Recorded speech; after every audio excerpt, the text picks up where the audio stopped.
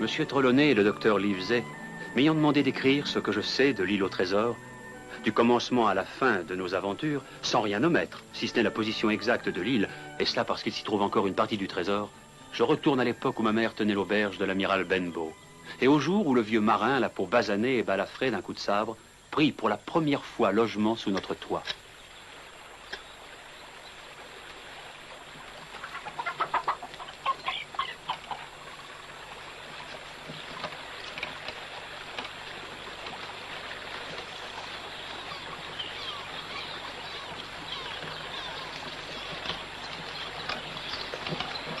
Voilà une crique qui est très commode.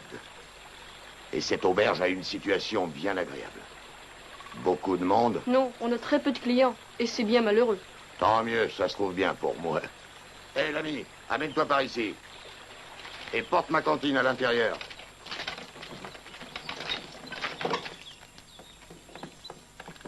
Bonjour, monsieur. Bonjour, madame. J'ai une soif de tous les diables. Du rhum. Je ne suis pas un homme exigeant. J'ai besoin de rhum, d'œufs au jambon et de cette falaise là-haut pour guetter les navires.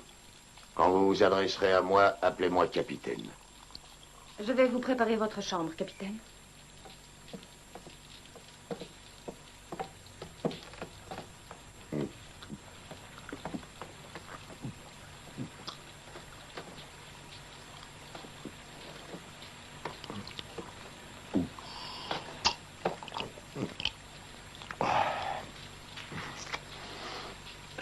Maintenant, toi, tu vas surveiller tous les bateaux qui arrivent dans la baie. Tu vois cette pièce? Oui, capitaine. C'est une pièce de 4 sous en argent. Eh bien, elle sera à toi, dès la fin de ce mois. Si tu sais faire ce que je viens de te dire. Bien ouvrir l'œil sur ceux qui débarquent. Et aussitôt que tu verras un vieux marin n'ayant qu'une jambe, court me le dire. Un peu de rhum maintenant.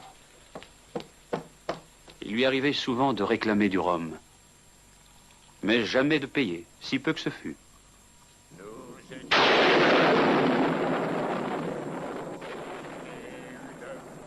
Certains soirs, il prenait plus de grog que sa tête n'en pouvait supporter. Et il se mettait alors à chanter ces maudites vieilles rengaines de marins. Mais c'était ces histoires qui effrayaient le plus son auditoire. Je l'ai vu faire tremper un gars dans la calumie tellement longtemps qu'il en restait plus rien quand on le ressortait de l'eau. Je me souviens aussi... C'était d'horribles histoires de pendaisons, de tortures, de tempêtes, d'actes de sauvagerie et de ports de l'Amérique espagnole. À l'entendre, il devait avoir passé sa vie parmi les plus féroces sacripants, auxquels Dieu permit jamais de parcourir les mers. Une seule fois, il se trouva quelqu'un pour lui tenir tête. Et ce fut le docteur Livesey, qui un soir s'était arrêté chez nous pour venir dîner avec ma mère. Une bouteille de rhum.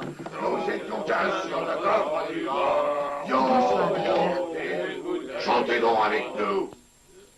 Serait-ce à moi que vous parlez, monsieur? Oui. Je n'ai qu'une seule chose à vous répondre. Si vous continuez à boire du rhum, le monde sera vite débarrassé d'un sale individu.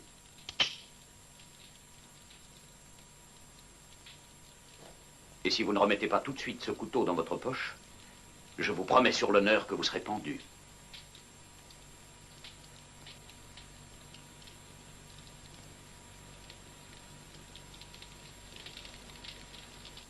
Bah... Et si j'entends formuler la moindre plainte contre vous, soyez assurés que je saurai vous faire décamper d'ici. Tenez-vous le pour dit. Du rhum.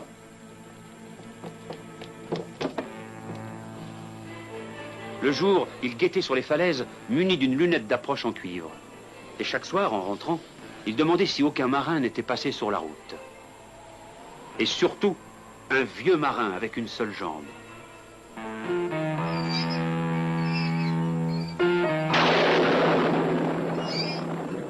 À quel point ce personnage hantait mes rêves, j'ai à peine besoin de le dire.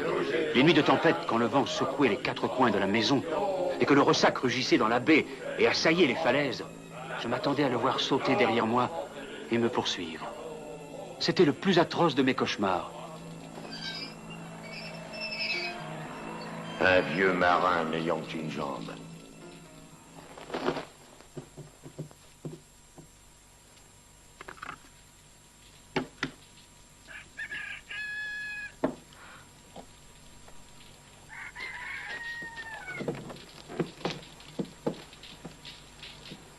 Est-ce que c'est ici que loge à présent mon vieux compagnon Billy?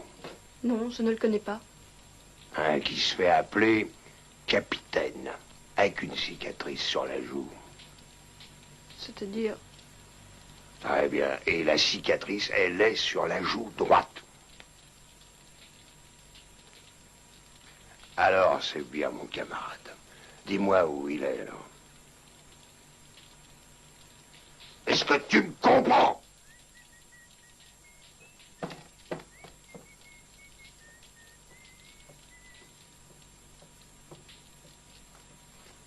Eh oui, c'est lui.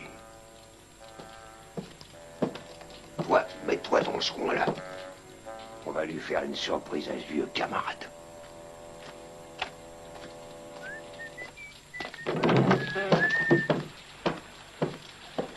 Billy. Chien noir. Chien noir qui est venu ici rien que pour revoir son cher camarade Billy. Alors, tu m'as repéré. Eh bien, je vais tout d'abord m'asseoir, si tu veux bien. Et on va causer franchement, vieux camarade. Toi, sors et laisse la porte grande ouverte. Et cherche pas à écouter ce qu'on va se raconter.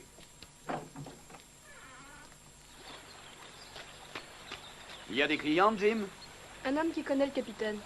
Est-ce que c'est l'homme qui l'attendait? Souhaitons-le, parce que j'espère qu'il repartira avec lui. Et où est-ce que vous allez? Une des servantes du manoir est souffrante et nous allons la voir. Garde bien la maison, Jim. Allez, Hugues!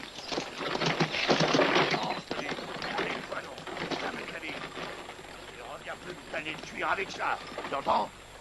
C'est pas pour linguer pour rien pendant des années avec le capitaine Flint. Il me l'a donné avant de mourir. Et je le partagerai avec personne. Et surtout pas avec toi, un lâche de ton espèce. Et tu peux dire aux autres qu'ils ne s'amusent pas à venir ici, parce qu'ils ressentiront pas vivants.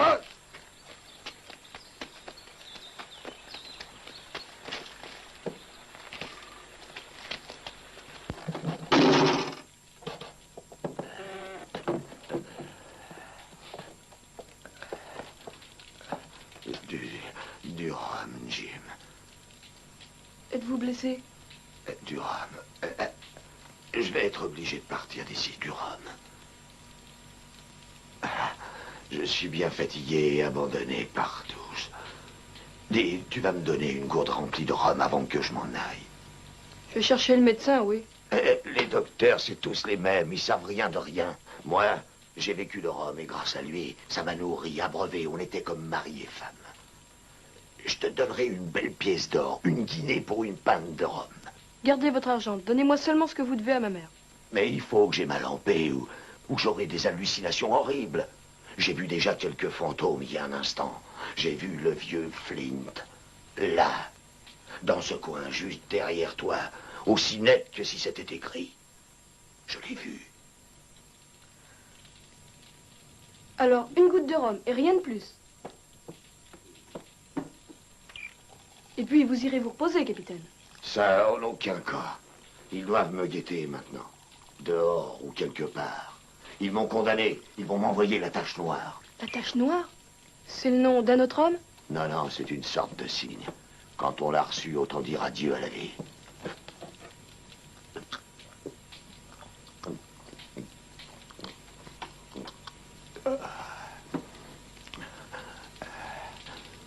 C'est ma vieille cantine qu'ils veulent avoir.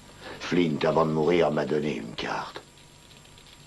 Toi, veille au grain, t'as compris? Et je t'en donnerai la moitié. La moitié de quoi, capitaine? Il y aura du brouillard sur la mer cette nuit. Il se pourrait bien que ce soit l'occasion que les fantômes attendent pour escalader la falaise et venir ici. Fais bien attention. Pour chien noir? Pour chien noir ou Pew. Tous les autres. Et celui qui n'a qu'une jambe. Celui-là plus que tout le reste. Celui-là plus que tout le reste.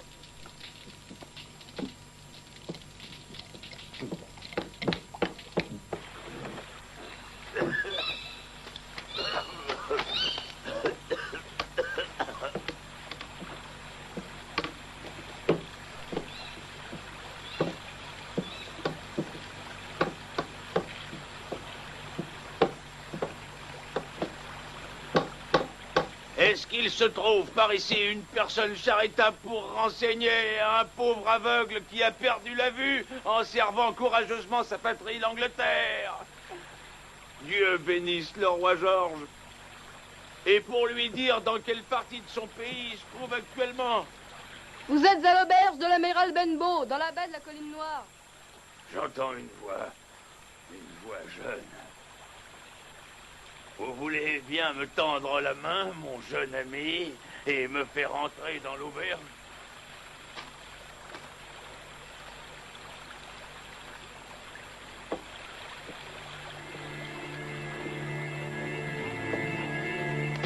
Et maintenant, conduis-moi où est le capitaine. Oh! Conduis-moi droit auprès de lui ou je te brise le bras. Conduis-moi droit auprès du capitaine et quand on sera entré, tu crieras, il y a un ami pour vous, Bill. Allez, avance maintenant. Oh!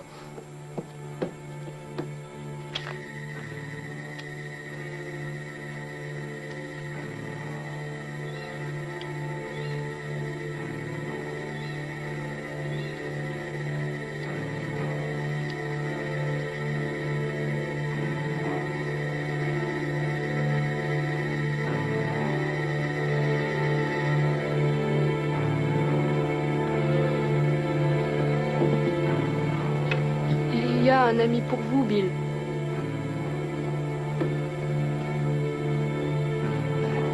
Maintenant, Bill, reste bien sagement où tu es. C'est vrai que j'y vois rien, mais j'entendrai un doigt remuer. J'ai une commission pour toi. Toi, petit, prends sa main droite près du poignet. Et approche-la de la mienne. Voilà qui est fait. Maintenant, reconduis-moi.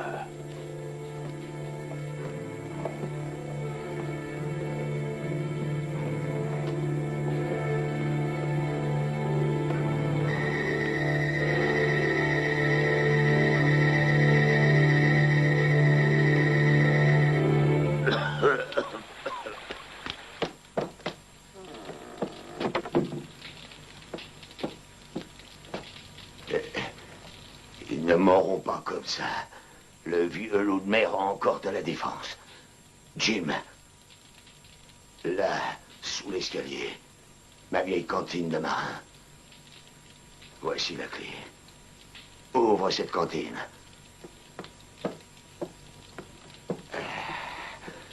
Et tout au fond, tu trouveras un petit sac de toile.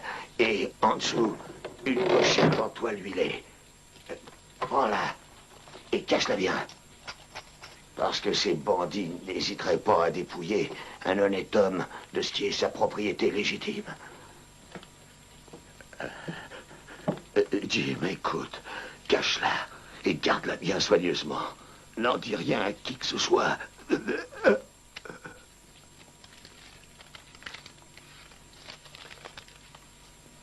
C'est la tache noire, capitaine.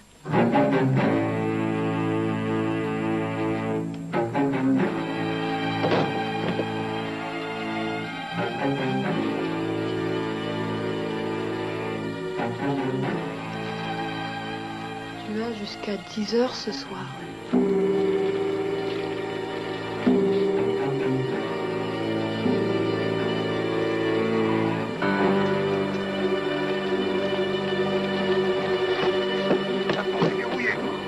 Enfoncez la porte! Vite! Allez, cassez la fenêtre! Dépêchez-vous! Allez, dépêchez-vous! Enfoncez la porte! Allez, suivez-moi! Ah.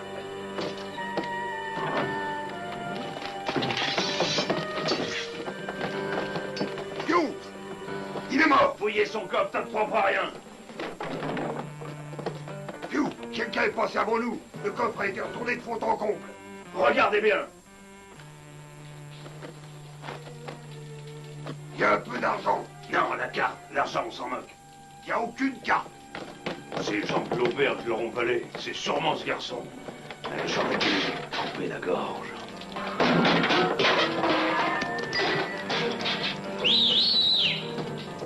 Ça veut dire qu'il faut décamper en vitesse. Non, pas encore. Ce satané petit bonhomme ne peut pas être bien loin. Allez, grouillez-vous et cherchez-le. Oh, misère de misère, si j'avais mettre. Tenez, chien noir. Là. Oh, vous n'allez pas me lâcher. Vous n'allez pas lâcher le vieux Piou. Ah.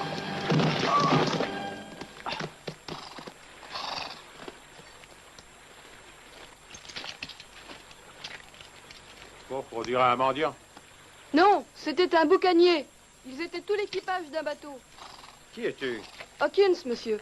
Le jeune Jim Hawkins? Oui, monsieur. J'ai été informé de la présence d'un chasse-marée dans la cale de Kit, des contrebandiers. Non, pas des contrebandiers, des pirates. Des pirates? C'est heureux qu'il ne te soit rien arrivé. Sais-tu ce qu'ils voulaient? De l'argent? Non, pas de l'argent. Je pense que c'était plutôt ceci. Il vaudrait mieux mettre ce parchemin en sûreté. Bonne précaution. Tu as raison. Je vais t'emmener au manoir.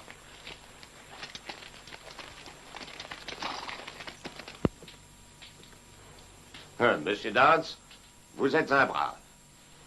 Quant à l'accident qui est arrivé à ce maudit mécréant, c'est un acte moral comme celui de piétiner un cafard. Ce jeune Hawkins est aussi un brave. Asseyez-vous, madame. Alors, monsieur Dance, ces bandits sont toujours dans les parages. Oui, monsieur. J'ai bien l'honneur, messieurs.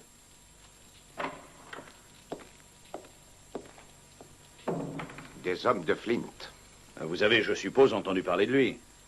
Ah, je vous crois. Le plus sanguinaire boucanier qui ait jamais existé. Barbe Noire n'était rien à côté de lui. Les Espagnols avaient si peur de ce Flint que parfois je me sentais fier de penser qu'il était anglais. Au cours d'une traversée, j'ai vu ces unis au large de la Trinité. Et notre capitaine prit alors une telle fausse qu'il fila se réfugier à Port d'Espagne. Est-ce que Flint avait un trésor, monsieur? Un trésor? Oui, et quel trésor? Il était plus riche que la couronne d'Angleterre. Le moindre indice sur l'endroit où le vieux Forban l'a caché vaudrait une fortune. C'est peut-être pourquoi on voulait ceci. Peut-être que ce qu'il y a là-dedans mettrait sur la piste.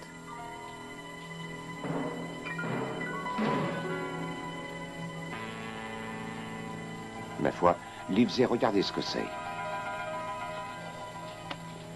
Est-ce que tu veux bien, Jim, que nous ouvrions cette pochette, puisqu'elle est à toi par le droit des armes? Ça, on peut le dire. Ouvrez-la, docteur.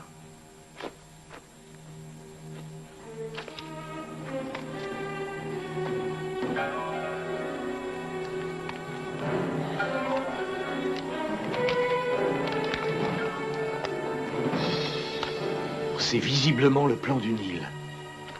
Grand arbre, contrefort de la Longue-Vue, point de direction N, K-N-N-E. Nord, quart nord, nord-est. Ah, bien sûr, bien sûr. Regardez ces trois croix à l'encre rouge. Et ces quelques mots écrits. Le gros du trésor est ici. Livesey, vous allez immédiatement abandonner votre charge. Demain, j'irai au port de Bristol. En 3 semaines de temps. 3 semaines, 2 semaines, 10 jours. Nous aurons le meilleur bateau et le meilleur équipage d'Angleterre. Madame, votre petit Jim sera notre garçon de cabine. Tu feras un fameux garçon de cabine, Hawkins. Vous, Livesey, vous serez le médecin de bord. Moi, l'amiral, bien sûr. Trelawney, je vais avec vous. J'offrirai ma garantie. Et j'emmène James, qui donnera du crédit à l'opération. Il n'y a qu'une personne qui m'effraie un peu. Ah, et qui est-ce? Nommé, c'est indésirable. Vous, parce que vous ne savez pas tenir votre langue. D'autres que nous connaissent l'existence de ce papier. Les pirates qui attaquèrent l'auberge cette nuit, ils veulent ce trésor et ils feront n'importe quoi afin de s'en emparer. Nous ne devons pas souffler le moindre mot de notre découverte. Livesey, vous avez raison, comme toujours. Quant à moi, je serai aussi muet qu'une tombe.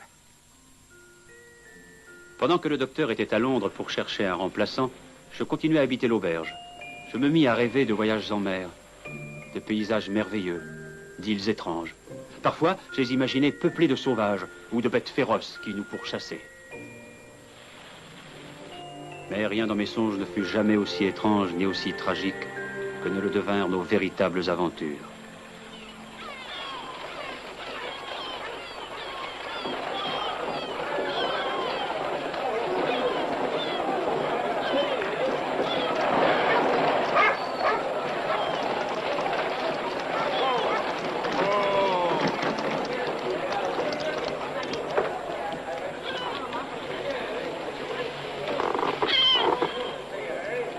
Allons, éveille-toi, Jim. Éveille-toi, tu m'entends? Docteur, Tu viens de faire un long voyage pendant lequel tu t'es bien reposé. sommes-nous à Bristol? Et à Bristol, parfaitement. Allez, viens, descends de cette voiture. Oh, Redrouf! Eh bien oui, ça y est, me voilà marin. C'est notre maître qui l'a voulu. Voilà Tom Joyce et Hunter, qui était Bonjour. palefrenier chez Monsieur Trelawney. Domestique pendant toute notre vie, tout d'un coup devenu marin. Et si tu voyais notre maître qui s'est déguisé en officier... Ah, voici une lettre que tu donneras à John Silver. Est-ce également un serviteur de Monsieur Trelawney? Que non, c'est le propriétaire d'un cabaret de Bristol. Tu le trouveras sans peine. Il a pour enseigne un énorme télescope.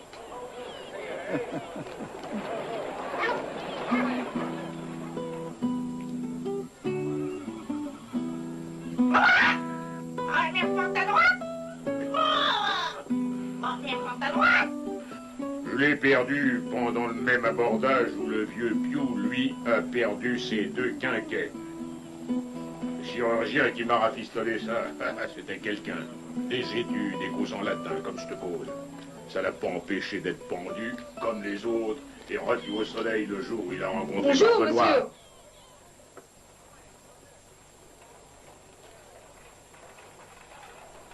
Et ici, c'est une taverne où on boit bien. Alors, qu'est-ce que tu prendras, beau petit frise-poulet?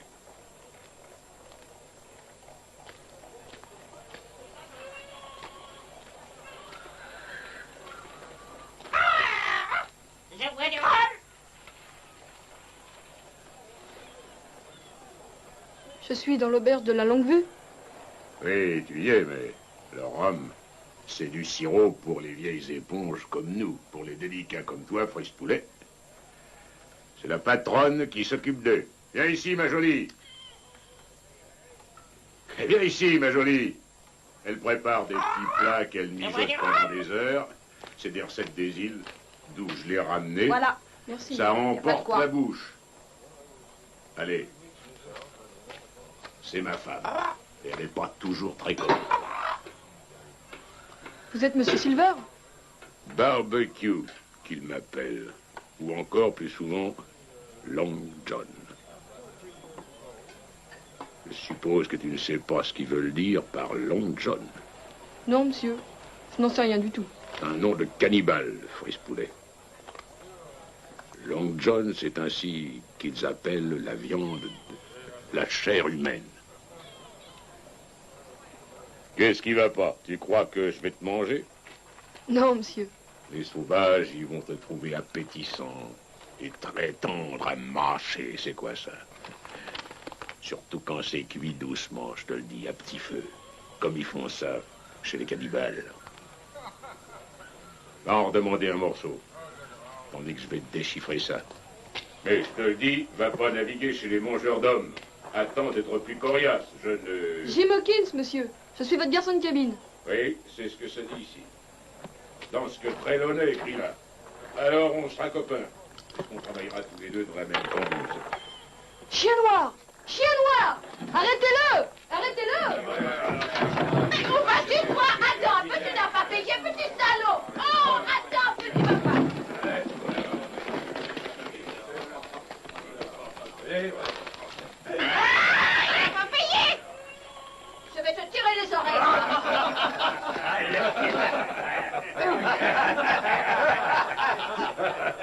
Fouille! Alors, qu'est-ce que t'en dis? Une perle fine, n'est-ce pas? Et belle comme une image, mais tu vois, pas commode. Elle sait pas distinguer un ami quand elle en voit un. Ah, elle manque de discernement. Comment tu as dit qu'il s'appelait? Un nom comme chien. Chien noir! Tu es sûr que c'était bien un chien noir? Je crois que... Oui, j'ai déjà vu cette éponge ici. Il venait souvent, avec un mendiant aveugle. Oui, c'est ça. Je connais ce mendiant aveugle. Il s'appelle Pew. Pew. C'est bien son nom, maintenant je suis sûr. Pew. Il a l'air d'un requin, Quel malheur que je ne suis plus l'homme que j'étais, Jim Hawkins. Si j'étais encore comme j'étais, je te l'aurais attrapé, ce chien noir. Dis-le-moi, qu'est-ce que je peux faire dans l'état où je suis?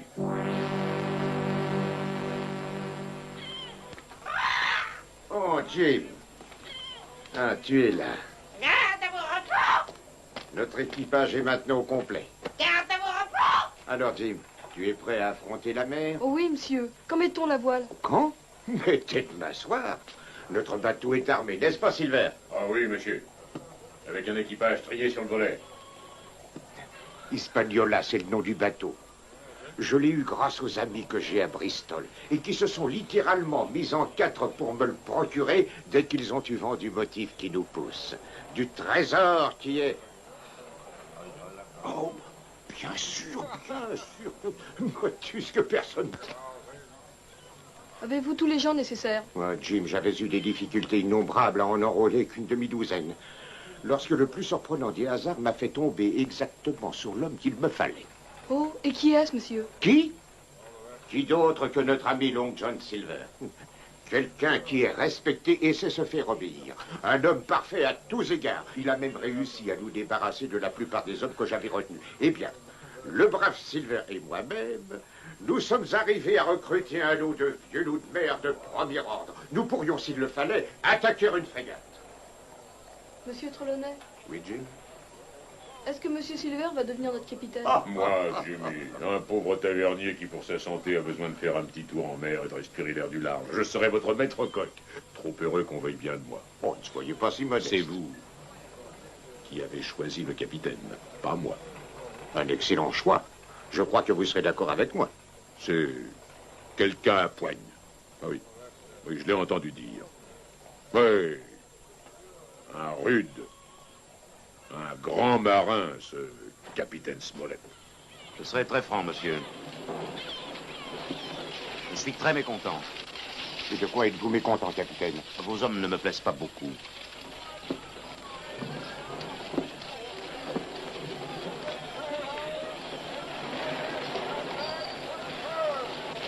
Le second que vous m'avez donné est un ivrogne. Mais le reste de l'équipage est satisfaisant, n'est-ce pas, Livesey? Pas tant que cela, d'après le capitaine Smollett. C'est un caractère difficile, mais c'est le capitaine qu'il nous faut. Le bateau n'a pas l'air de vous plaire. Je n'ai pas encore d'avis. J'attends de le voir naviguer. Moi, j'ai un avis, monsieur. C'est un joli bateau et vous pouvez compter sur lui, messieurs. Moi, je vous le dis, capitaine, il réagira aux caresses du vent encore mieux qu'une femme amoureuse au baiser de son mari. Ces cordes qui pendent partout, c'est à vous? Oui, capitaine. Elles sont utiles, je m'agrippe après elles. Il faut ça pour qu'un pauvre mutilé tienne debout quand il y a du vent ou que le pont est humide et glissant. Vous avez une béquille? Oui, capitaine. Alors enlevez-moi ces cordes. Excusez-moi. Ah, voilà Jimmy, passe le plateau à tout le monde. Je vais enlever mes petites cordes. Rassurez-vous. Une tournée de madère, messieurs, pour fêter le départ du bateau, avec les compliments de votre maître coq. Silver, Oui, monsieur. vous connaissiez déjà ce navire? La vérité, c'est que je connais les marins qui ont bourlingué dessus et ils m'en ont parlé. Je m'en doutais. N'oubliez pas votre béquille.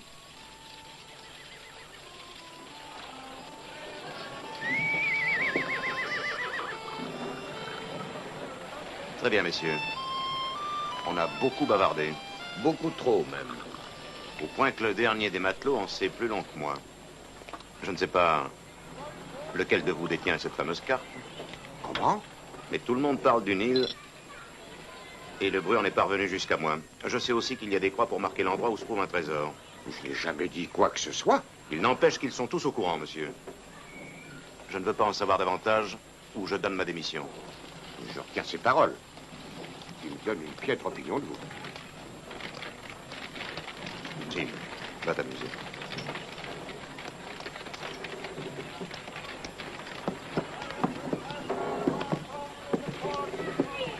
Vous pensez que nous risquons une mutinerie? Livesey. Je constate que les choses ont une tournure inquiétante. Et je dois prendre certaines précautions.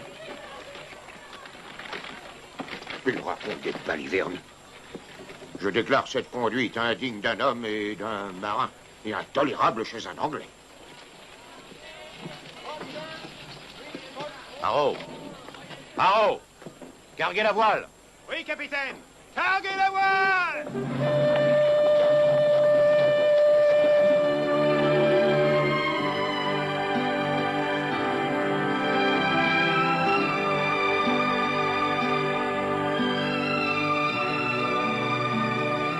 Le Hispaniola se révéla excellent. L'équipage était parfaitement capable. Et le capitaine connaissait à fond son métier. Pour ma part, je passais des journées agréables en compagnie de Long John Silver. Les récits de ses aventures me passionnaient et je ne me lassais pas de les écouter. T'entends ça, Jimmy? C'est le capitaine Flint qui nous prédit le succès de notre voyage, n'est-ce pas, capitaine? J'appelle mon perroquet capitaine Flint, en souvenir du fameux boucanier. Assieds-toi, installons-nous. Lui, ou plutôt elle, c'est son premier voyage en mer, n'est-ce pas, ma chérie? Mais Flint, est-ce que tu sais l'âge qu'il a? Il a 200 ans, peut-être bien. Tant que ça? À croire qu'il va jamais mourir. Ah, il en a vu pour sûr de toutes les couleurs et seul, le diable en a vu plus que lui. Oui, il a navigué avec England, le grand capitaine England, et avec Barbe Noire. Tu entends, ma chérie? Dès qu'il a été jusqu'à Madagascar, et à Suriname, et Providence, et Portobello, il était à l'abordage du vice-roi des Indes, au large de Goa. À le voir comme ça, on le prendrait pour un bébé. T'as reniflé la poudre, toi. N'est-ce pas, capitaine?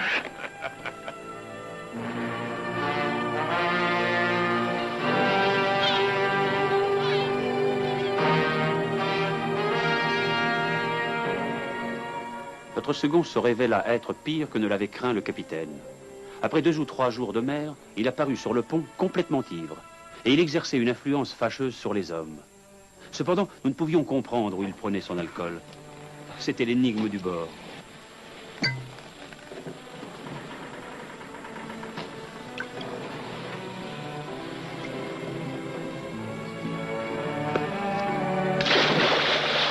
Aussi personne ne fut-il très surpris quand, par une nuit noire, il disparut à jamais.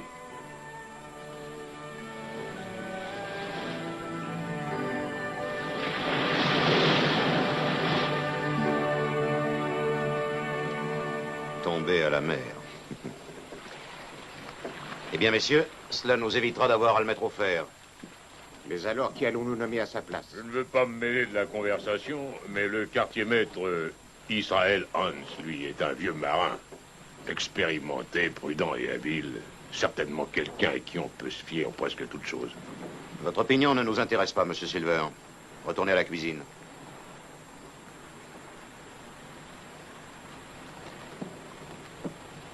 Capitaine Smollett, vous méjugez cet homme.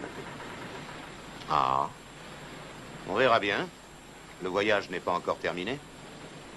En tout cas, tout le monde à bord me paraît satisfait. Ce serait difficile. Mais gâter des mauvais sujets ne donne jamais rien. En tout cas, c'est mon avis. Je n'ai jamais vu un équipage aussi gâté. Des doubles grogues en veux-tu, en voilà, à la moindre occasion, et cette barrique de pommes en permanence à la discrétion de chacun.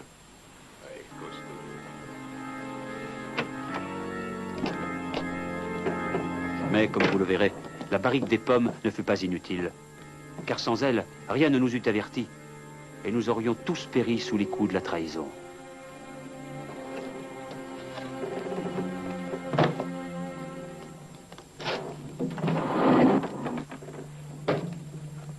Alors, John, quand est-ce qu'on frappe un grand coup? Quand?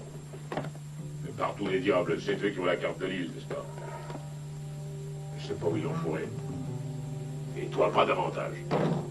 On agira quand ces beaux messieurs auront déniché le trésor pour nous.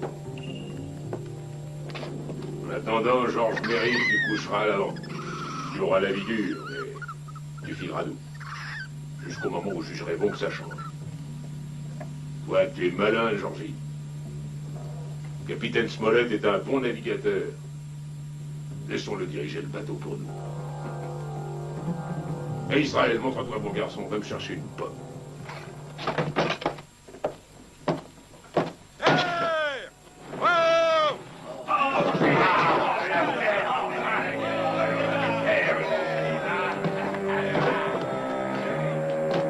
Préparez-vous à mouiller dans la baie!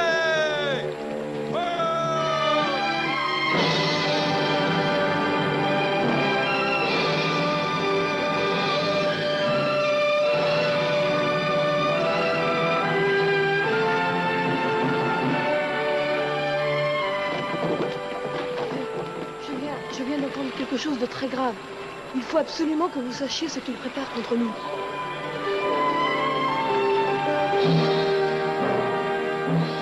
Est-ce que l'un d'entre vous a déjà vu l'île où nous allons accoster? Moi, je la connais. Hein, Georges? L'avez-vous quand vous me parlez? Je vous demande bien pardon. C'est pas ma béquille.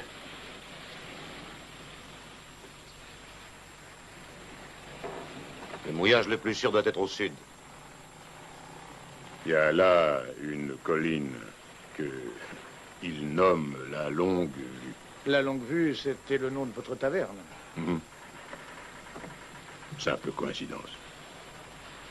Merci, Israël. Ce point était une vigie qu'utilisaient les anciens pirates. Ils venaient ici radouber ou nettoyer leurs bateaux. Demande bien pardon, capitaine.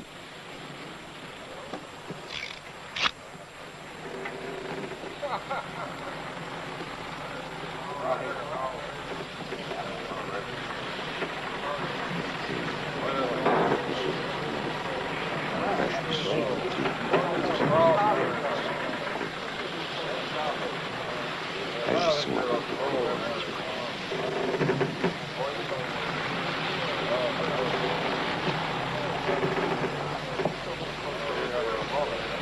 Mes amis, ça a l'air très plaisant ici. Cette terre que nous venons de reconnaître est aussi le but que nous cherchions. Monsieur Trelawney, le docteur et moi descendons maintenant dans la cabine pour trinquer à notre santé à tous. Et vous, vous avez des grogs qui vous attendent pour boire en l'honneur de qui vous voudrez. Un triple banc pour notre capitaine. Hip, hip! Hurrah! Hip, hip! Hurrah! Hip, hip! Hurrah!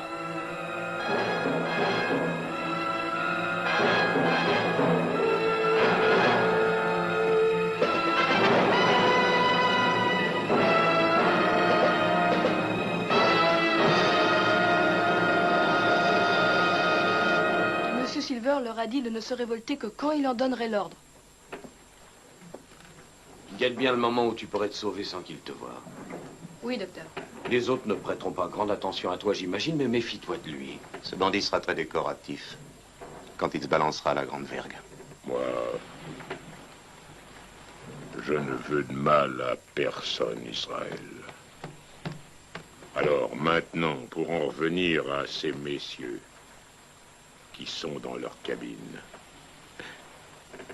Tu es de mon avis, Georgie? Quand nous aurons le trésor, nous réembarquons et nous les abandonnons bien gentiment sur cette île. Où ils crèveront de faim. C'est ce qu'aurait fait le capitaine England. Ou bien nous en faisons de la chair à pâté. C'est ce qu'aurait fait le capitaine Flint sans aucun doute. Ou aussi notre ami Billy Bones. Quel dommage que Billy ne soit plus là. Oh, les morts ne mordent pas. Je suis aussi sûr de mes serviteurs que de moi-même. Cela fait déjà 3 hommes, plus nous-mêmes. Plus le jeune Hawkins. Nous sommes donc 7. Ce qui représente notre groupe. Cela fait 7 contre 19.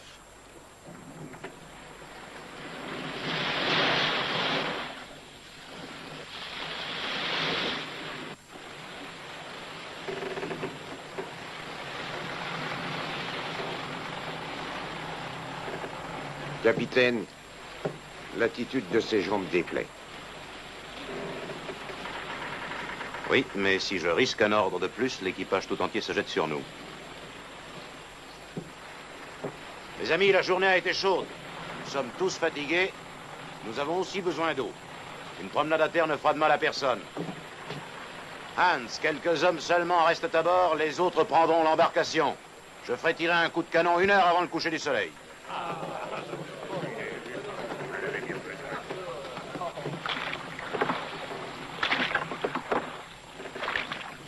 Vous êtes sûr que Jim saura s'en tirer? Oui, il viendra nous retrouver dans le fortin. Un fortin? Chut! C'est là qu'on sera le plus en sûreté. Mais quel fortin? Oui, un fortin indiqué sur la carte et que les pirates avaient construit. Prions le ciel qu'il soit encore en bon état. Alors il faut aller nous y réfugier le plus vite possible, dès que ces canailles seront hors de vue. Nous chargerons sur le canot toutes les armes qu'il sera en état de porter. Qu'en dites-vous? Et comment maîtriserons-nous les hommes de Silver qui resteront à bord? Nous occuperons d'eux au bon moment.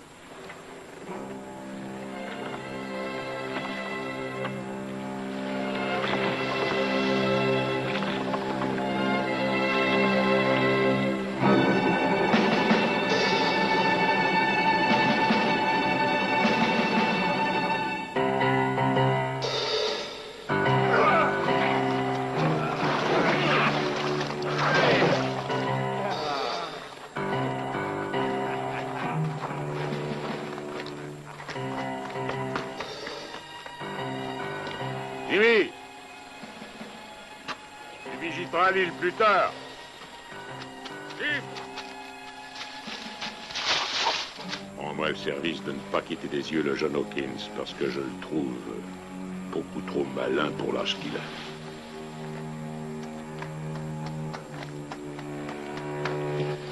Danger. Oui. Et les autres? Est-ce qu'ils marchent tous avec nous? Il y a Alain, qui n'est pas d'accord. Et c'est un imbécile de Tom. T'inquiète pas, je lui dirai 2 mots à Tom.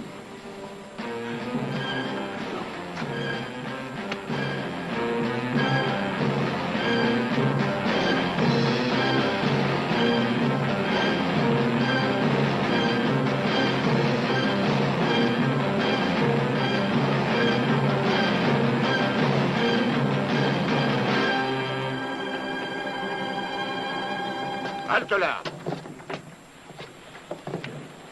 Jetez ces couteaux. La potence vous attend, mes bons amis. Descendez dans la cale.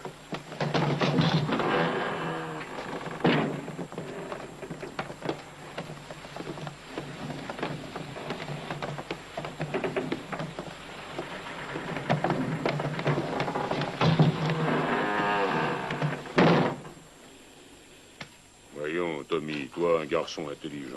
Car tu es un garçon intelligent, au fond. Et mieux que ça encore. Je t'ai jugé du premier coup d'œil. Et j'ai la meilleure opinion de toi. Ne me force pas à changer d'avis. Voilà pourquoi je t'avertis. Réfléchis un peu.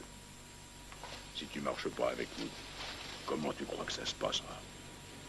Si les autres le savent, et qu'est-ce que je deviendrai, moi? Qu'est-ce que je deviendrai? Réponds. Oh, ne me raconte pas que toi, tu te laisses dominer par eux. Que tu crains se ramasser de bêtes puantes. Dis-toi que ils pueront beaucoup moins, avec de l'or plein leur poche. Une bande de pirates. Non, des gentilshommes de fortune. Oh, ils ne reculeront devant rien et risquent la potence. Mais quand la traversée est finie, Tommy, ils ont chacun dans leur poche 100 de pièces d'or.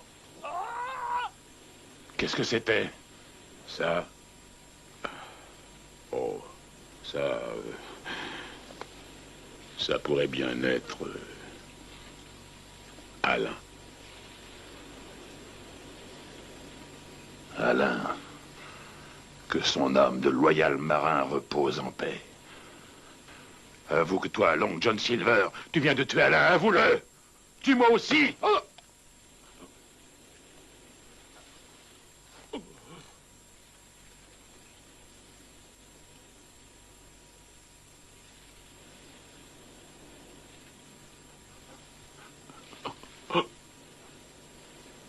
a jamais eu quelqu'un qui se soit permis de me tenir tête et qui ait vu le jour se lever le lendemain, Tommy. Dommage que tu le saches si tard.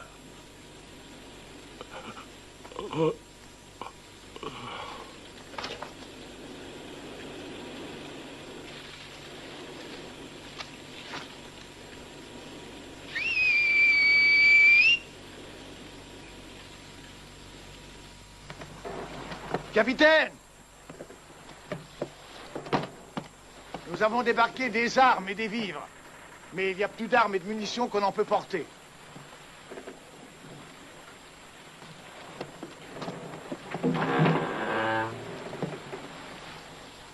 Vous en bas, vous m'entendez bien? Toi, Abraham Gray, c'est à toi que je m'adresse. Gray, tu es tout de même un brave homme. Je vais quitter le bateau maintenant.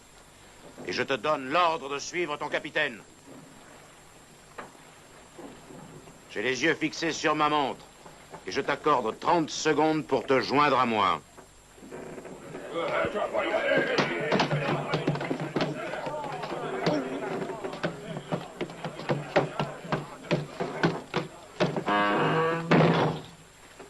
Redruth, capitaine, passez-vous là. Si l'un de ces bandits montre le bout de son nez, tirez dessus. Bien, capitaine. Messieurs, embarquons-nous.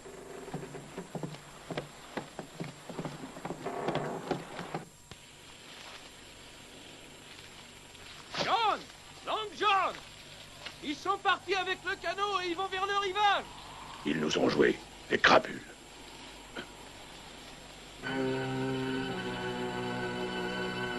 Je t'avais bien dit qu'il fallait se révolter avant. Faut le faire maintenant. Mais c'est un sale coup.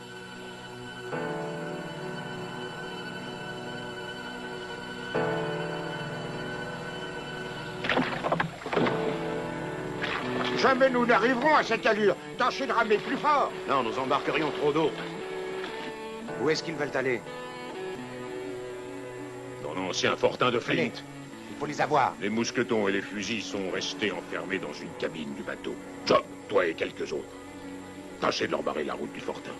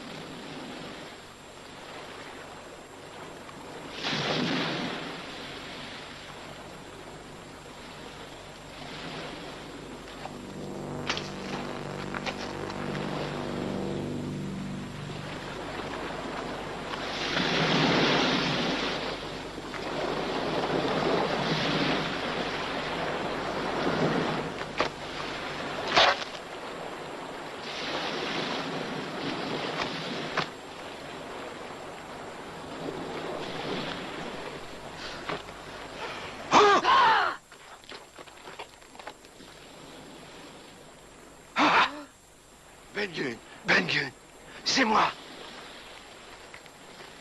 Je suis le pauvre Ben Gunn. Oui. Et j'ai pas parlé à un chrétien depuis des années. Abandonné il y a 3 ans. Abandonné. J'ai fui. J'ai envie d'un morceau de fromage. Un morceau. Un bout de chèvre. De chèvre? Tu n'as pas un petit morceau de fromage sur toi? Mais non. Mais si jamais je remonte à bord, je vous donnerai tout le fromage que vous voudrez. À bord? Qu'est-ce que tu as dit? C'est le bateau du capitaine Flint? Étiez-vous un ami du capitaine Flint?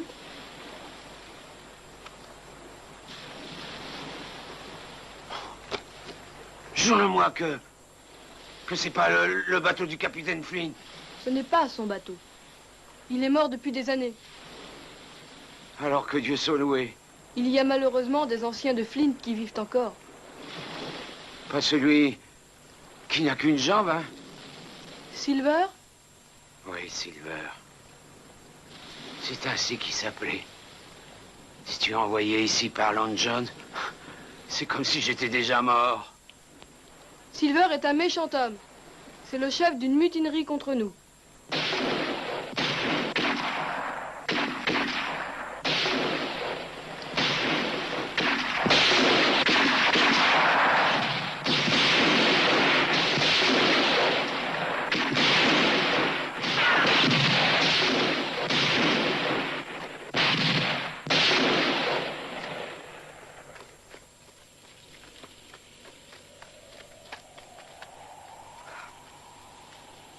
Ce sont tes amis?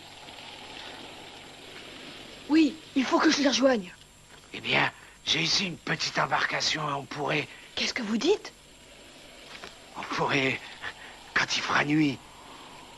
Un bateau, vous dites? Avec mes 2 mains, je l'ai construit. Et il est bien caché, dans un endroit sûr, en bas, sur la plage, derrière un rocher rouge. Aïe!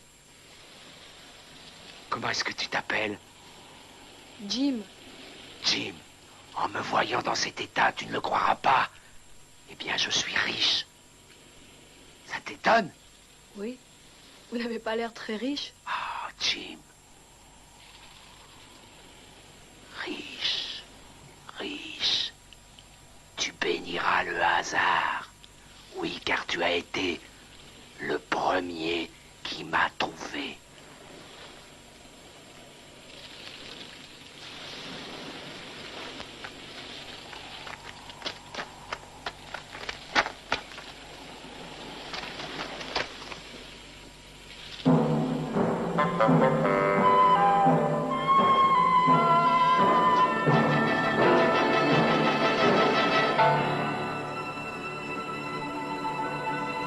Ils ont pris notre bateau.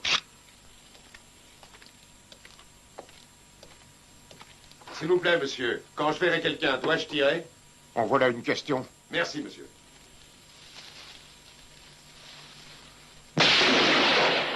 Avez-vous touché votre homme? Ah non, monsieur, je crois que je l'ai manqué. Ne tirez pas, c'est moi! Ne tirez pas, c'est Jimmy! C'est Jimmy! C'est le jeune Jim Hawkins. Dieu soit béni, il est sain et sauf.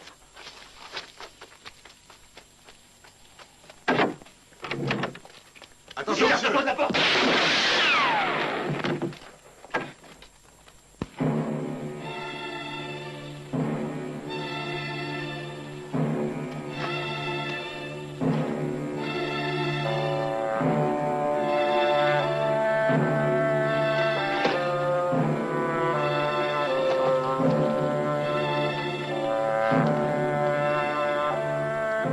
Qui va là?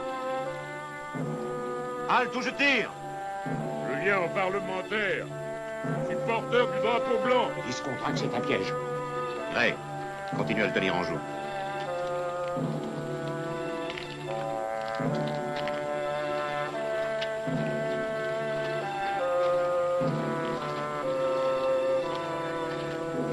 C'est rien que moi, messieurs. Le capitaine Silver. Le capitaine Silver? Je connais pas. Yes. Moi, capitaine. J'ai dû... Après votre désertion, capitaine... Désertion? Mais oui, capitaine. Les pauvres abandonnés m'ont choisi comme capitaine. Vous êtes ou bien le maître coq, ou un vulgaire pirate. Et dans ce cas, allez au diable.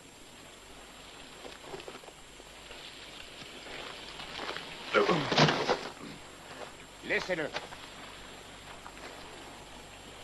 Si vous avez quelque chose à nous dire, eh bien, dites-le. Docteur.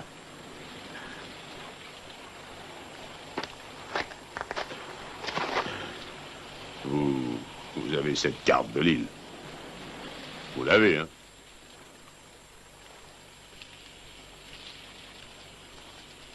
C'est possible. Nous voulons cette carte, messieurs, pour nous emparer du trésor. Vous n'avez qu'à nous la donner et nous vous ramènerons à bord. Et moi, je vous garantis, ma parole d'honneur, de vous déposer quelque part en lieu sûr. Je crois que vous ne pouvez rien espérer de mieux. Non, rien. Et j'espère que ceux qui sont avec vous dans ce fortin ont retenu mes paroles. Parce que ce que je dis pour un vaut aussi pour tous. Maintenant, écoutez-moi. Vous amènerez les mutinés ici un par un, vous m'entendez, et désarmés. Et moi, je m'engage aussitôt à les mettre tous au fer. J'ai mal entendu. Et vous, on vous fera un procès dans les règles en Angleterre. Vous ne trouverez pas le trésor. Vous croyez ça? C'est sûr. Merci. Je vous remercie beaucoup. D'ailleurs, vous ne savez pas manœuvrer un bateau. Vous auriez tort de le croire. Capitaine.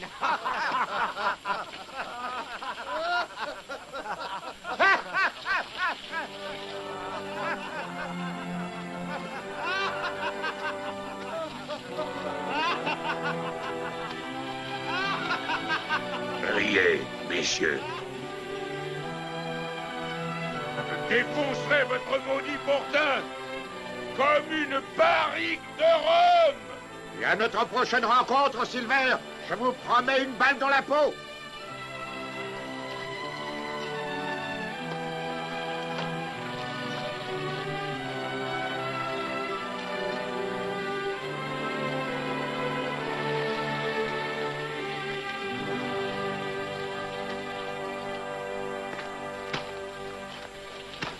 Alors, barbecue. Il y en a un que je réclame. Je réclame Trelawney. Et je dévisserai avec joie sa tête de veau hors de ses épaules. Et les autres? Les plus heureux seront bien ceux qui crèveront. J'arrive de ce côté-là.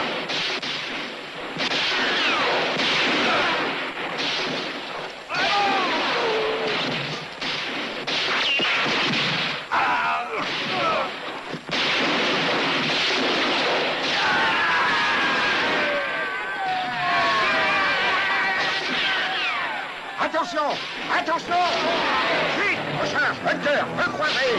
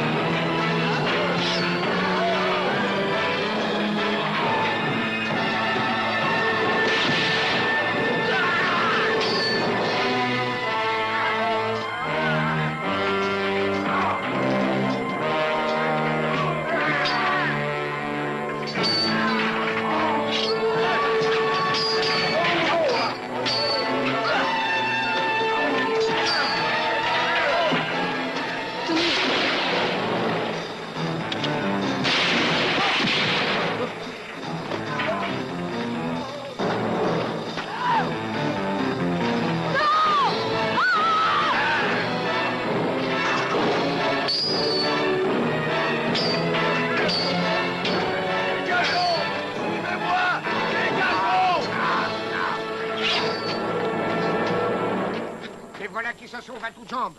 Oui, ceux qui ont pu, mais il y en a 6 qui ne pourront plus jamais courir. Notre position s'est bien améliorée. Nous finirons par avoir raison d'eux.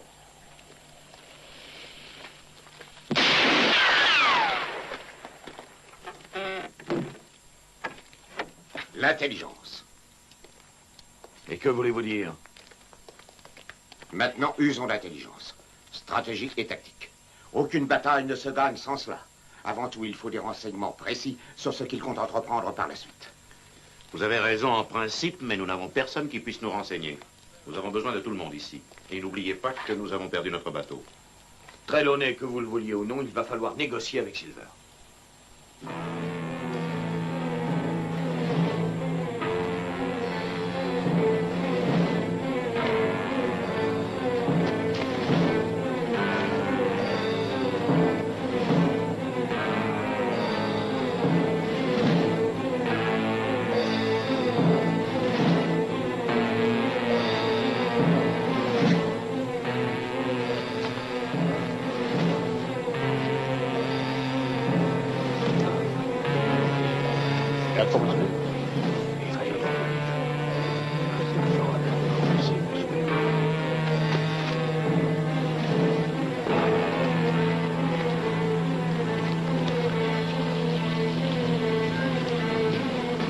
Et toi, tu es comme eux.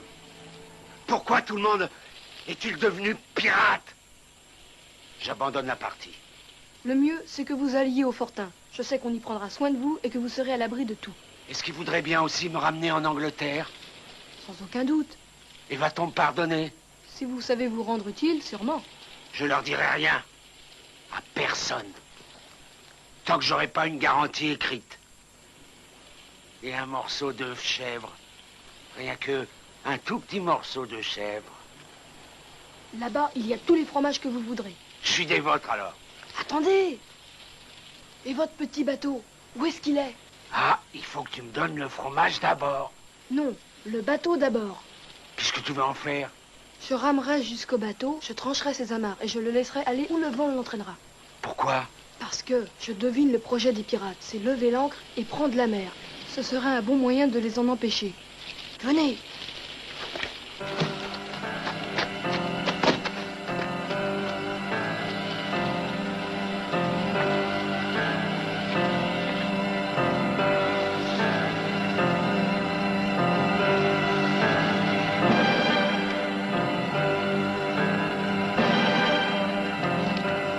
Voilà. Allons-y.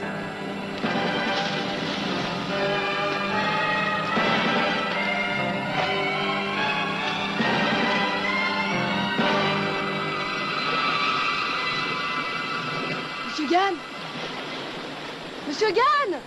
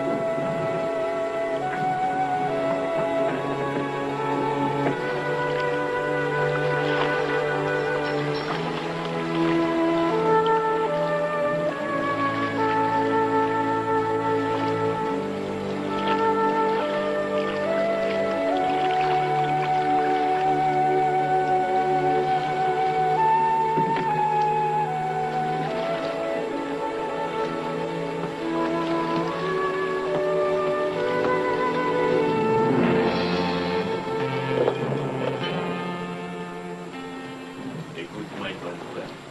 Il est temps de répondre oui ou non. Tu marches avec nous et John Silver, oui ou non? Ça dépend comment vous vous y prenez. Maintenant, tu dois te décider.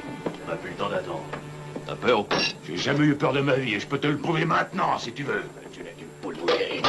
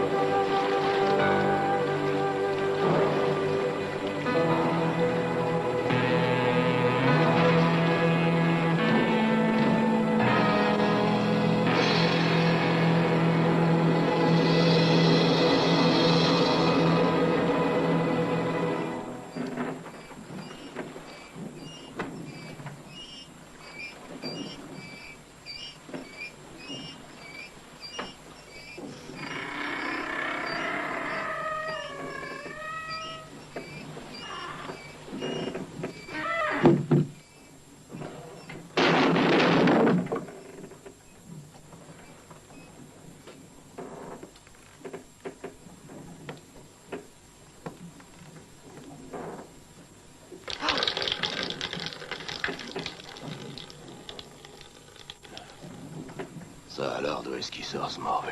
Je viens à bord prendre possession du bateau, maître Hans. Jusqu'à nouvel avis, veuillez me considérer comme votre capitaine. Et tu veux faire quoi avec ton bateau, capitaine? Je veux d'abord le faire échouer. D'abord, dis-moi pourquoi. D'abord, apprenez-moi à naviguer.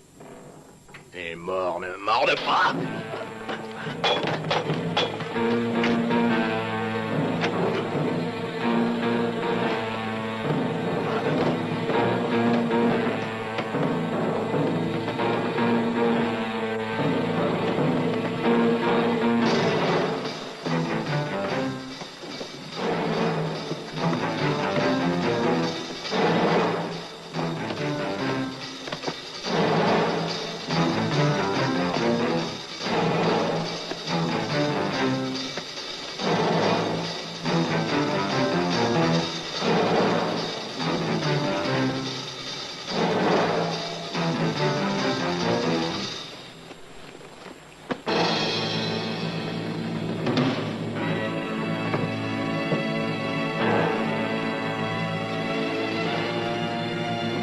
Encore un pas de plus, maître Hans, et je n'hésite pas à vous faire sauter la cervelle. Les morts ne mordent pas, on dit. Allons, ne fais pas la mauvaise tête, Jimmy. Il va falloir s'arranger entre nous deux. J'ai jamais eu de veine. Et pourtant, j'en ai rudement besoin.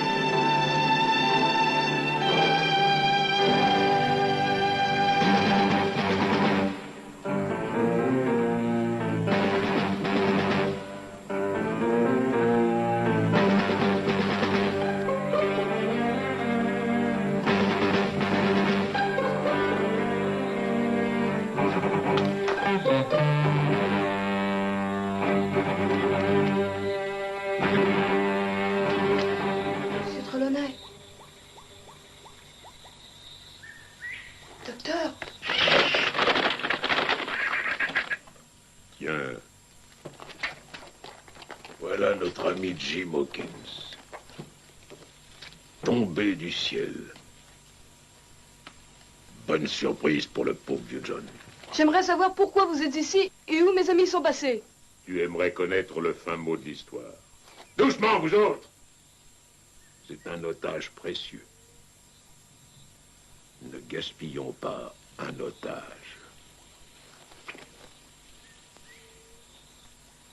Jim.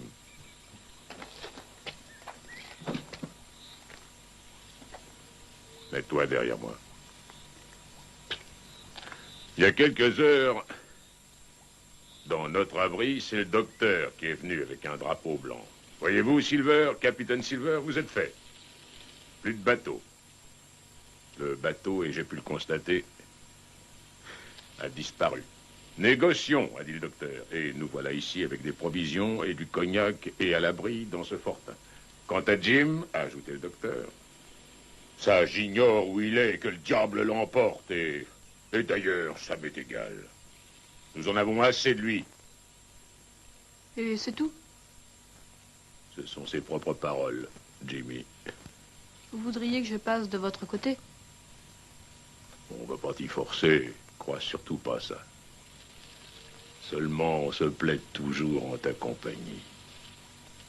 Moi, je vais vous dire. Quand vous passerez en jugement pour piraterie, je dirai un mot en votre faveur.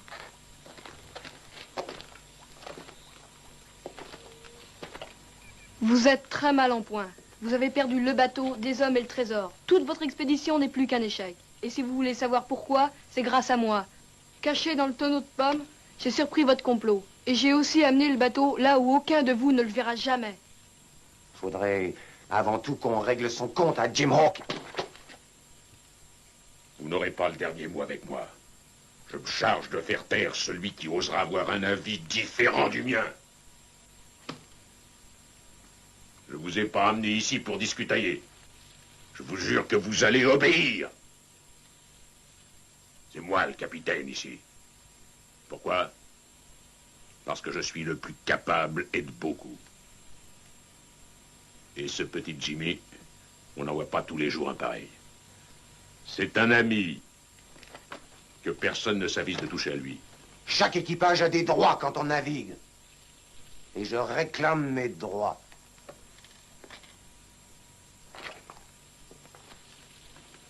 On va se réunir dehors et tenir conseil.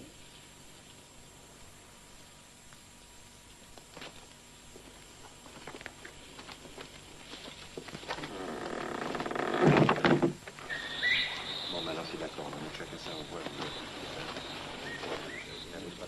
Écoute-moi bien, Jim Hawkins. Faut pas perdre de vue que tu risques d'être tué. Et même ce qui est bien pire, d'être torturé. Bon, ben c'est d'accord. C'est moi qui lui remets. Bon. Jim, je suis ton allié aujourd'hui. Mais pourquoi est-ce que le docteur m'a donné le plan? Pourquoi? Il vous a donné la carte? Oui, et je suis sûr que ça cache quelque chose. Sûrement qu'en donnant cette carte, il a eu une pensée cachée.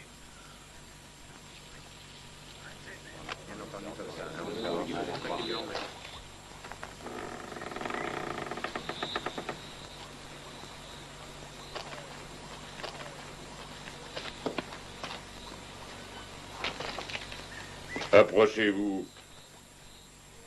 Je connais la musique.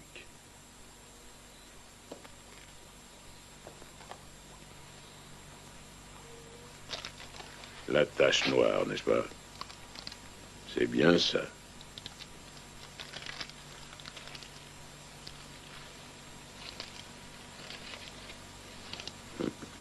Déposé, rien que ça. Merveilleusement bien dessiné. L'œuvre d'un maître. Je jurerais que c'est ton écriture, Georges.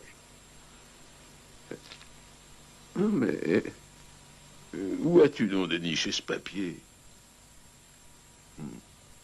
Quel sacrilège. Un sacrilège? Oui, Georges. Tu as arraché la page d'une Bible. Quelle folie de déchirer une Bible. Oh, mais qu'est-ce que je t'avais dit? Ça porte malheur que je t'avais dit. Oui, vous serez tous pendus, ça fait plus aucun doute maintenant. Georges Méry, tu as essayé de devenir capitaine à ma place. Eh bien, toi bientôt tu iras danser. Tu vas danser la gigue quand tu te balanceras au bout d'une corde sur le quai des Potences dans la bonne ville de Londres. C'est ainsi que finira la danse de Georges Méry. Vous les avez peut-être déjà vus, les pendus à des chaînes. Rappelez-vous, vous les avez vus, quand les oiseaux leur picorent les yeux. Ta maladresse a gâché toute l'expédition. Ma maladresse? Moi qui ai fait un marché avec le docteur quand vous m'avez supplié à genoux tellement vous étiez abattu. Regardez ça. Regardez ce que j'ai obtenu.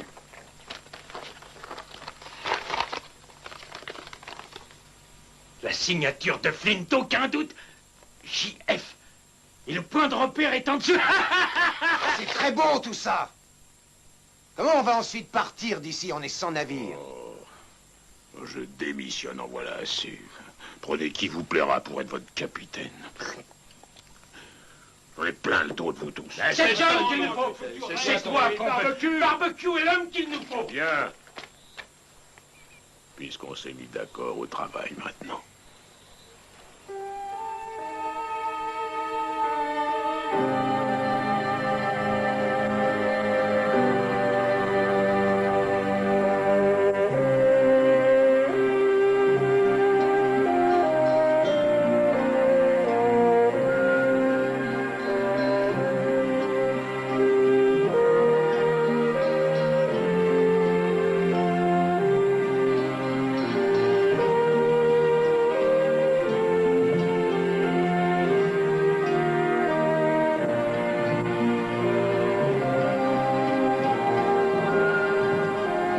Norman, regarde. Oh, ça, par exemple, c'est extraordinaire. J'ai jamais vu un squelette dans cette position. C'est pas naturel.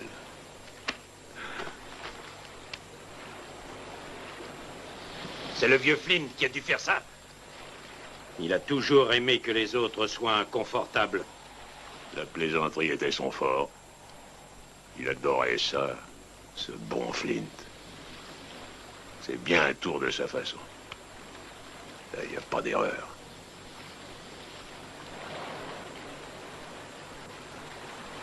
Il me vient comme une idée.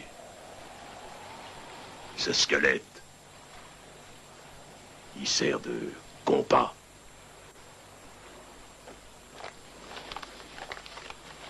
Maintenant, étudie le tracé à partir d'ici. D'ici, on voit la pointe extrême de l'îlot, du squelette qui fait comme une dent. Tu n'as qu'à faire le point dans l'alignement des os. Tu entends, Georges Méry? Ce sont de petits os, n'est-ce pas? Et les cheveux devaient être roux. Je vois qui ça peut être. À l'Ardis. Il me devait pas mal d'argent. Il va te le rembourser maintenant. Je vois ce que c'est. Flint est venu ici. Avec 5 autres hommes. Il n'y avait qu'eux et lui. Flint les a tous tués. Sans exception. Et à l'Ardis, il l'a hissé jusqu'ici. Il s'est servi de son corps comme d'une boussole. Qu'est-ce que ça donne? Est, sud-est, est et quart est. 3 collines dans le même prolongement. Ça peut être dans une caverne. Droit devant nous, en route vers l'étoile polaire et le trésor qui nous attend.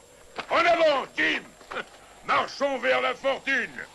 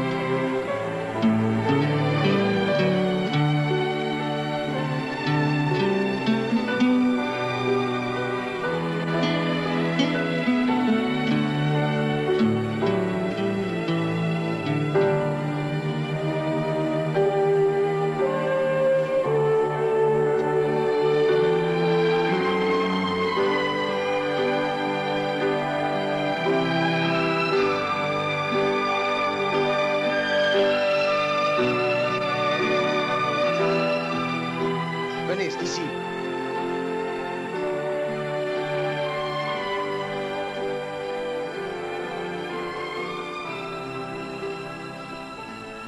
Ah, voici la tombe de Flint.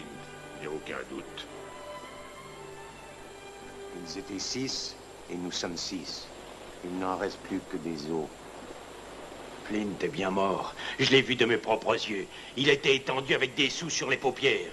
Il est mort et enterré. Mais si jamais un esprit revenait, ce serait celui de Flint. Venez.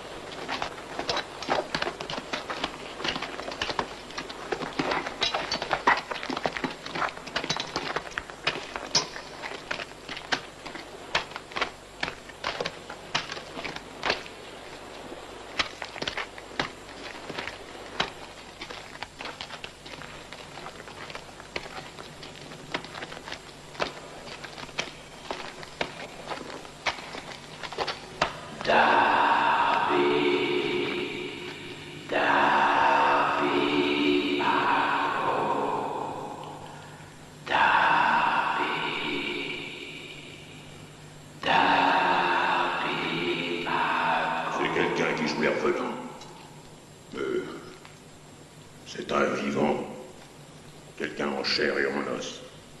Vous pouvez m'en croire. David.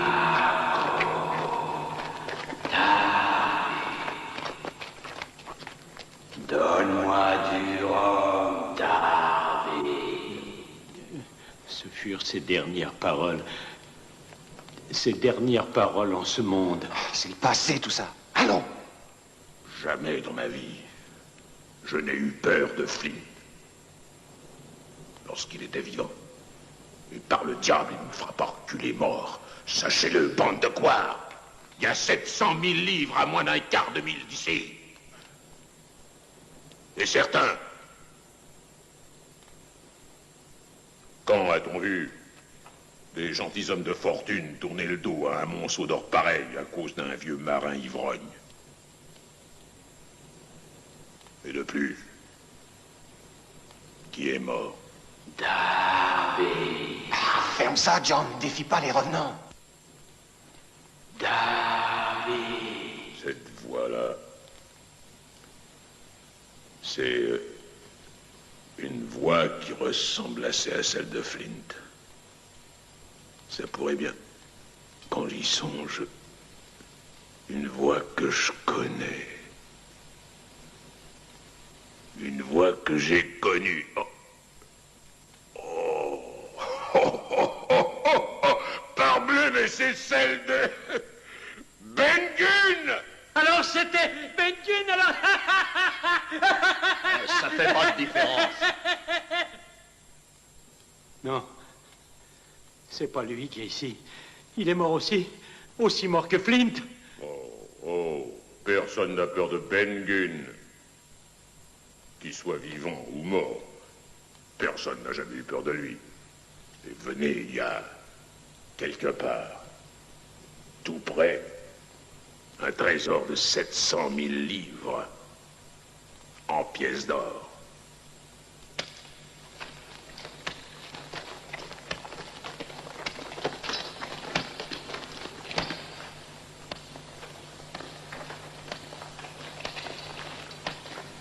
Malédiction, ils sont passés ici avant nous. Et ils ont trouvé le trésor. Ils sont partis avec, c'est clair. On est refait. Jim, prends ça et reste sur tes gardes. Mais qu'est-ce qui s'est passé ici?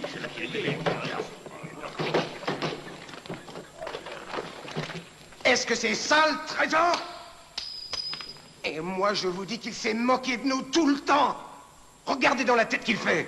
Mary, tu veux devenir capitaine encore? T'es vraiment un intrigant incorrigible. Ils ne sont que deux contre nous. Ce vieil infirme dont la stupidité nous a amenés sur cette île pour rien. Et l'autre, ce sale petit morveux que je vais étriper avec joie. George, cette fois ton compte est réglé.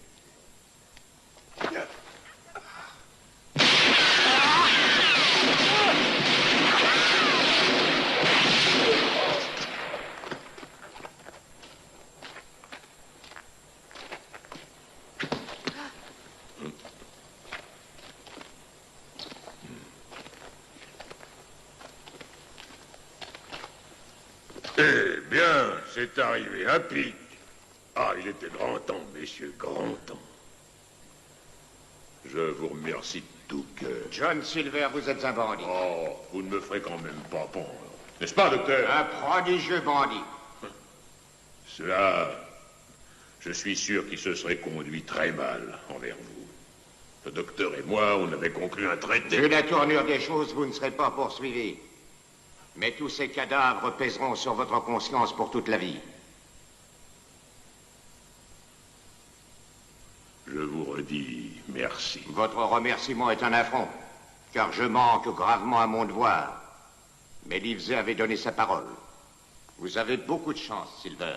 Ma chance, cette chance, c'est la présence de Jim Hawkins. Autrement, on envoyait le pauvre vieux John au diable sans regret. Sans aucun regret. Alors, puisque je n'ai pas à craindre la potence, si on parlait affaires, hein?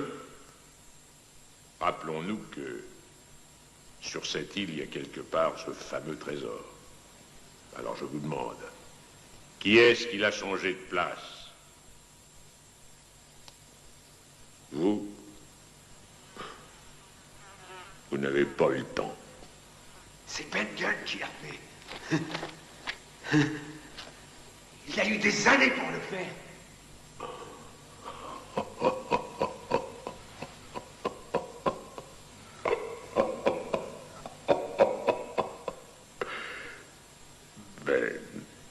Ben.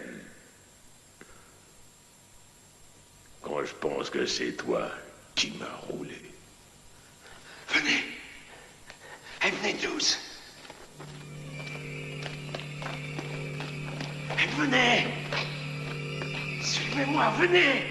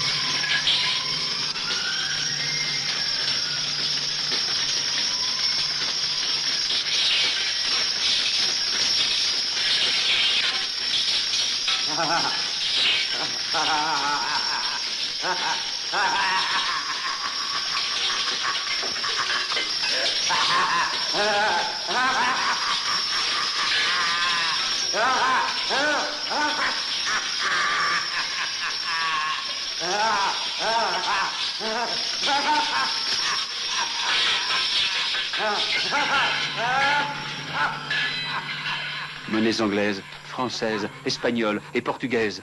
Louis, doublons, guinées et sequins aux effigies de tous les rois d'Europe.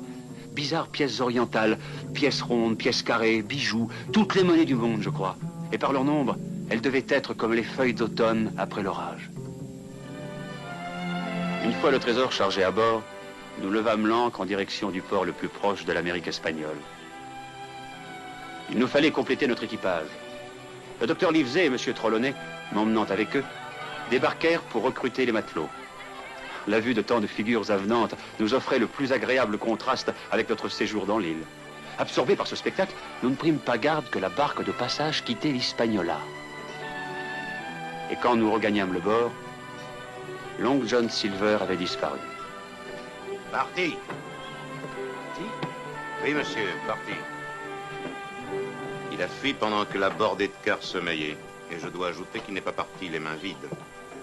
Une lettre pour moi. Un sac de pièces d'or, Jimmy. N'en fais pas grief à un pauvre vieux marin. Ainsi que quelques bagues et quelques bracelets. C'est si peu dans ma pauvre vie errante.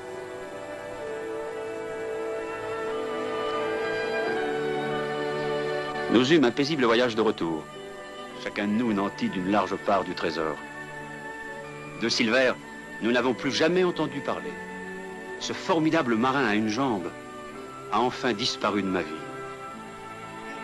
Quant à cette maudite île, pour rien au monde, je ne consentirai à y retourner.